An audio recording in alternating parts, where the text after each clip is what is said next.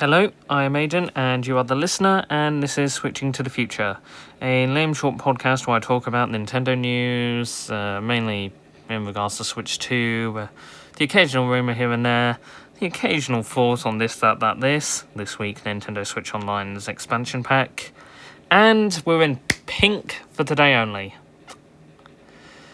Happy Friday. It's the 14th of February 2025 and less than 47 days until the Switch 2 Direct. And yes, we're in pink. Today only, as I doubt this show is going to last until 2031. And also I put no effort into the pink because it was a last minute idea that I did completely by myself. I mean, even I. I got the image resolution wrong. Sorry for the blurriness. Now let's get to business. Okay, latest news. Nintendo Music got Golden Sun's music this week. Mysteriously on a Monday, though. Normally it's Tuesday, Monday night into Tuesday, but this time it was Sunday night into Monday. Don't know if it's going to be a pattern.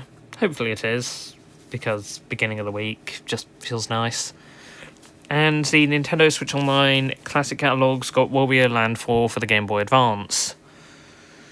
So, not really much news this week. Tomorrow will be the halfway point of Happy New Year to Nintendo Direct Nintendo Switch 2. So,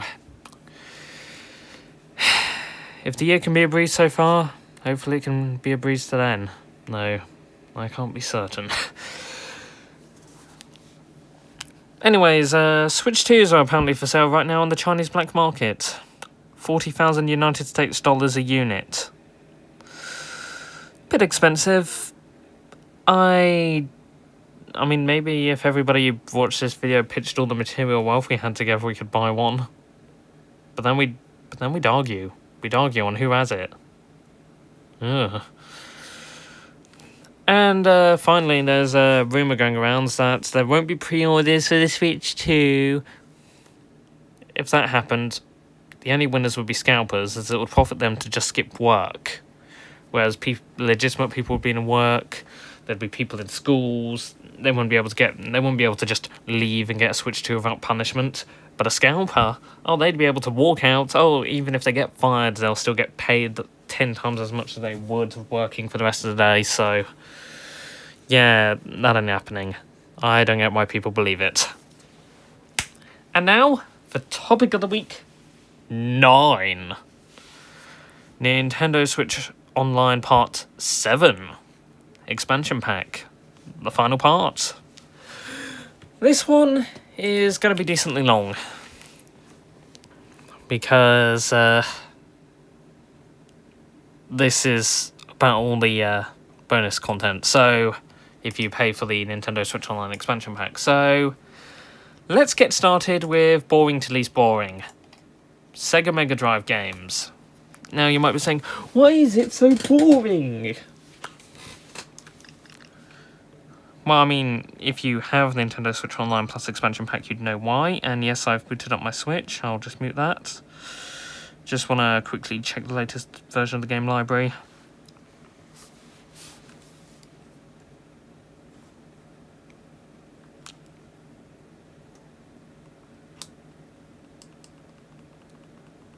Out of all the games there, there's a lot of notable ones, but drops are few and far between. There was only one drop in the last year. A lot of these games don't seem to be that popular outside the US. And then some stuff's confusing, like, why is Sonic 2 there but not Sonic 1, even though that is pretty obvious considering the Sonic Origins collection. But, like, why? Why would you put Sonic 2 in there, then? Or, why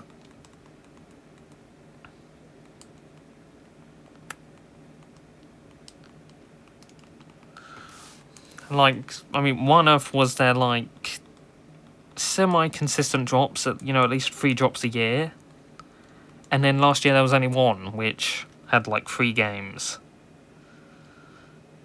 It just confuses me. I mean, the selection's decent, but doesn't have enough to it. Also, where are all the Sega CD games? And where are all the Mega 32X games? Like, where are they? Wouldn't it make sense to put some of them on there? Considering Sega doesn't sell them anywhere else? But yeah. That's the Sega Mega Drive library. Slightly less boring, or much less boring, is the Game Boy Advance library. Started out with them, not even, just a couple of games. But it has a really good selection. Zelda Minish Cap, Mario Kart Super Circuit, WarioWare Incorporated, Super Mario Advance 4, Mario 3, Mario and Luigi Superstar Saga. And if I just go to this full lineup list, F-Zero GP Legend, F-Zero Climax, the Starfy trilogy, which I don't think was ever released outside of Japan until it was released on Switch. Golden Sun, people were really happy to see that. I mean, there's not too many games yet, but it's a good selection. And finally, with the game libraries that I've added as part of it, Nintendo 64. Arguably, I mean, people complain a lot about this. Oh, the emulation ain't perfect. It's better than the Nintendo 64 emulation on the Wii U, I can guarantee you that. And this one has an even better... it has a really good selection of games. I mean, you've got Mario 64, Mario Kart 64, Paper Mario, Dr. Mario 64, the original Mario Party trilogy, F-Zero X, Pilot Rings, Rave Race, 1080 Snowboarding, Excite Bike, Pokemon Stadium 1 and 2, the North American and European 1 and 2, Ocarina of Time, Majora's Mask, both Banjo-Kazooie games that released on the Nintendo 64, GoldenEye 007, a game that was in licensing hell. And despite what people have said, oh, it doesn't play well, if you have a Nintendo 64 controller, the game is quite good. Quite good. And then last week, they added Ridge Racer. Ridge Racer! Sorry.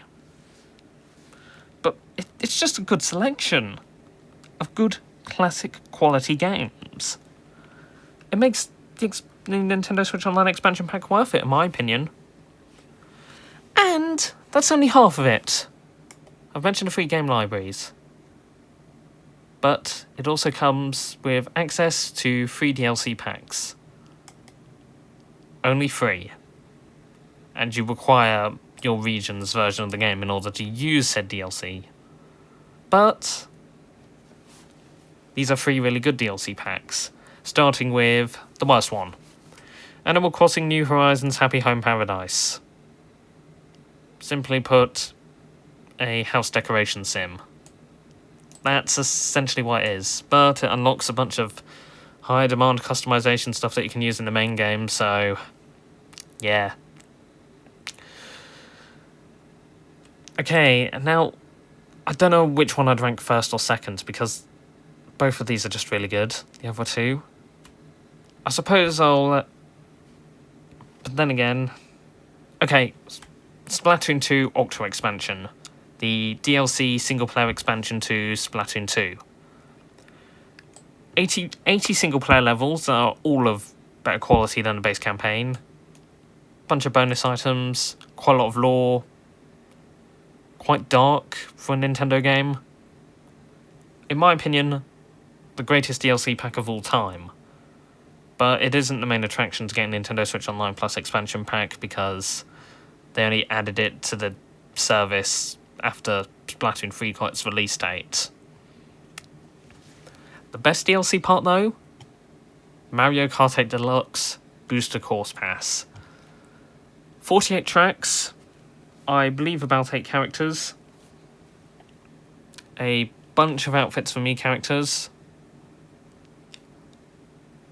and it's just...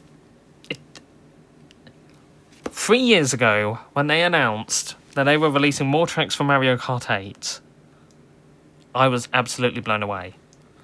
Everybody was tired of Mario Kart 8 at that point. like, what, 2020? It had been almost 8 years since the game came out. 7 years since the last DLC pack for the original release. And all we had for those 7 years was 8 battle mode levels and a few more modes in battle mode and one bonus item in the main game.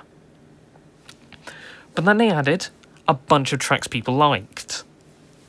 And a bunch of Mario Kart Tour tracks, which I don't like too much, but they're good. Like Wave 1, Coconut Mole. Probably the most iconic track. And then they also added Shroom Ridge, Sky Garden, Shroom Ridge, in my opinion, is underrated. Maybe I should do a Mario Kart analysis, give my opinions on Mario Kart tracks in the future. Then came Wave 2, Calamari Desert, Waluigi Pinball, Mushroom Gorge, and the first new track in years, Sky High Sunday. Came out an 8x4 tour, so it's technically an 8 track. Then came Wave 3, with the Rock and Moon Cups, which it was a mediocre wave. Maple Tree Way is a good track. Peach Gardens is also good. 3DS Rainbow Road, overrated, but it's a Rainbow Road. Then Wave 4, that Donkey Kong snowboarding track that they keep changing the name in different countries, so that's Yoshi's Island, brand new track.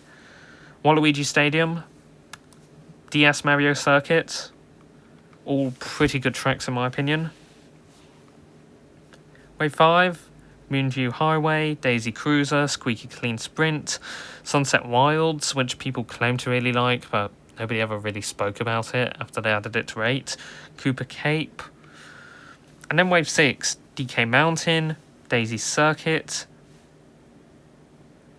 Super Nintendo Bowser Castle 3, and Mario Kart Wii's Rainbow Road.